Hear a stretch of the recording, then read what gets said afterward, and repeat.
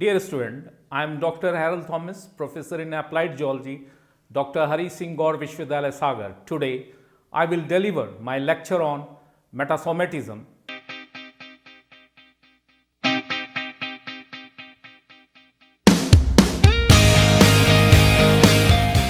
I will cover this topic under the following heads: Introduction, Type of Metasomatism, and Summary. Hope it will be useful for you. Try to be regular in course.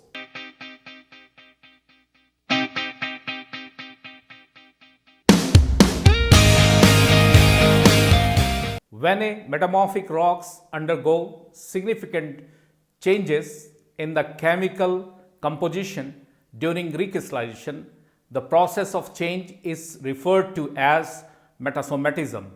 This can be brought about the chemically active fluids, mainly H2O and CO2, which add or subtract material during recrystallization of the rock in the solid state. Demonstration of metasomatic activity depends on the chemical evidence in the original rock differ in composition from the final products. Experience has shown that the metasomatism usually takes place without change of total volume. This is highly significant in the metasomatic reaction are not quantitatively represented by the conventionally simple equations which balance equal weight of material on the reactant and product sides without taking volume change into account. In metasomatic processes, the principal chemically active fluids or volatiles constituents are H2O and CO2. These hot gases and solution can carry ions in solution and affect mineral transformation along their path. In extreme case, metasomatic can completely change the composition of a rock. For example, in the conversion of limestone into magmatic ore bodies at the contact of igneous intrusion. Goldsmith and Ascola recognize 5 principal types of metasomatic: alkali metasomatism, lime metasomatism, serpentinization, iron magnesium silica metasomatism, and metasomatism with introduction of barium, fluorine, chlorine, etc. Alkali metasomatism. This is frequently observed during metamorphism when alkali migration occurred. This result into first replacement of microcline by albite, forming thereby myrmekite at the border between plagioclase and potash feldspar. Second, new formation of albite and potash feldspar. It is by this process that many metamorphic rocks like peltic schist were assumed to have been converted into granite bearing rocks. This process is called metasomatic granitization.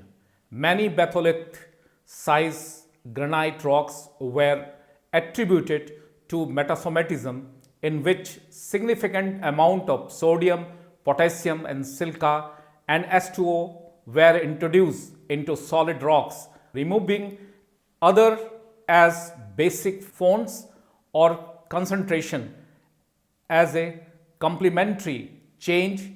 It is for the reason that many granitic rocks show some passive contacts with metaphysites.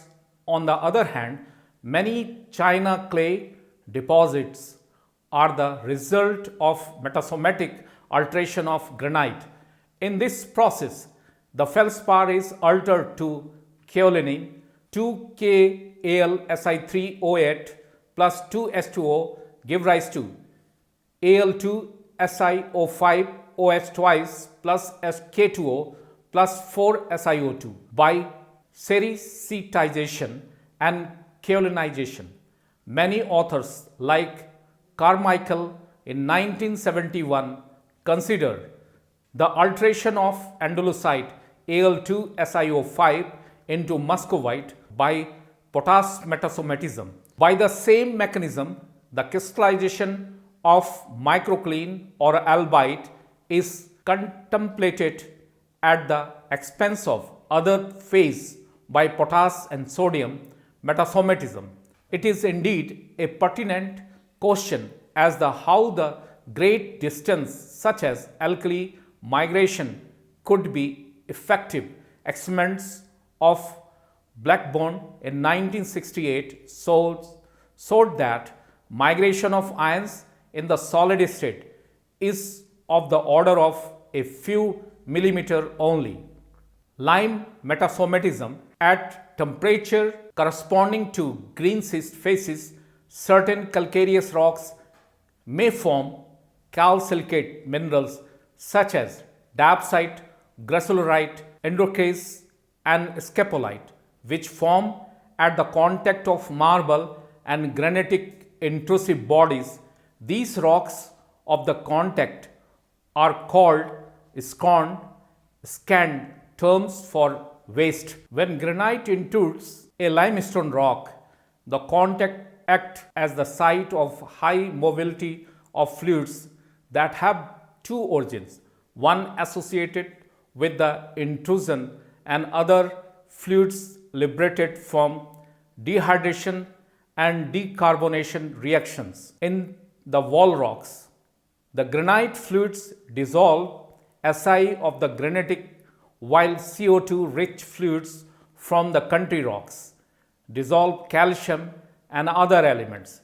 These high temperature fluids develop chemically potential between these two environments, igneous and metasedimentary, and diffusion Si towards the limestone and calcium other elements towards the granite, and dissolved elements are transported along grain's boundary and get precipitated at a certain distance from the contact, which is in a zone of low energy.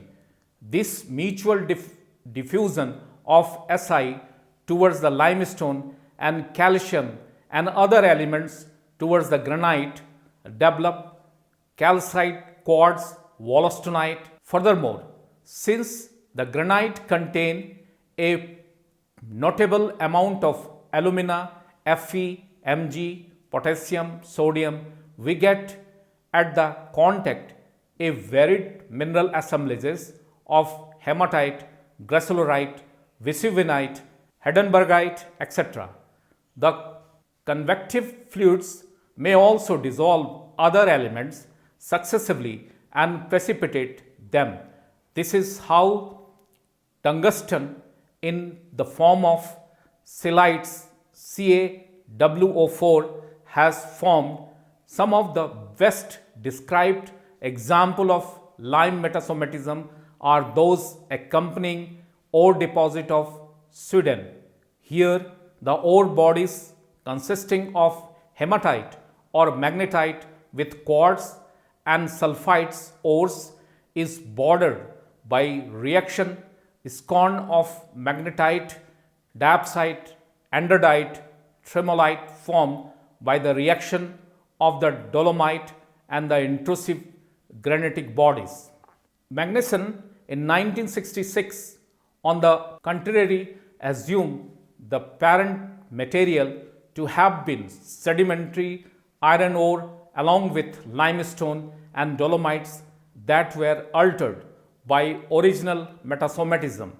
Serpentinization, it is akin to S2O metasomatism.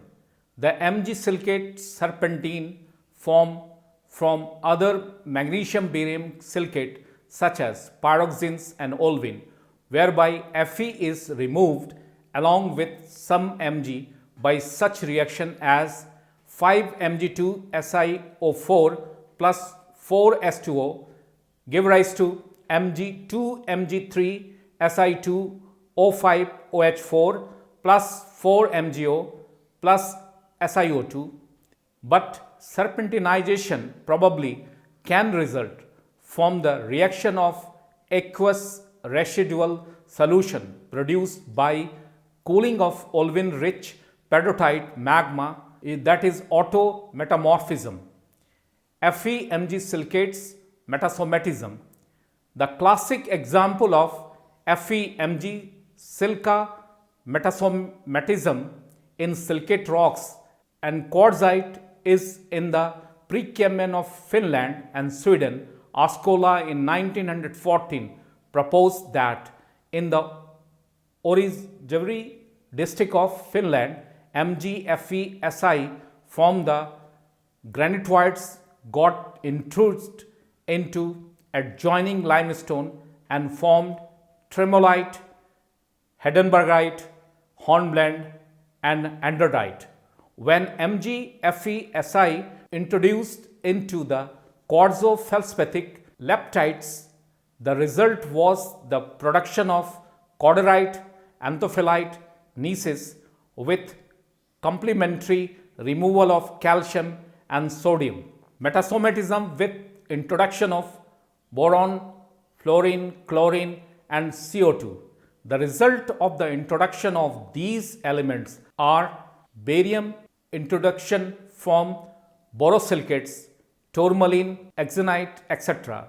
Fluorine introduction from gracine rocks, quartz, muscovite, topaz rocks. Chlorite and CO2 introduction leads to the escapolitization, etc. Students are advised to observe these evidences in field as well as during the thin section studies.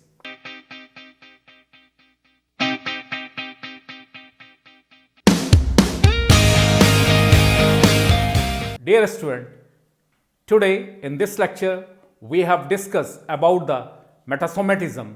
I have covered this topic under the following heads: introduction, alkali metasomatism, lime metasomatism, serpentinization, iron magnesium silica metasomatism, and metasomatism with introduction of boron, fluorine, chlorine, etc.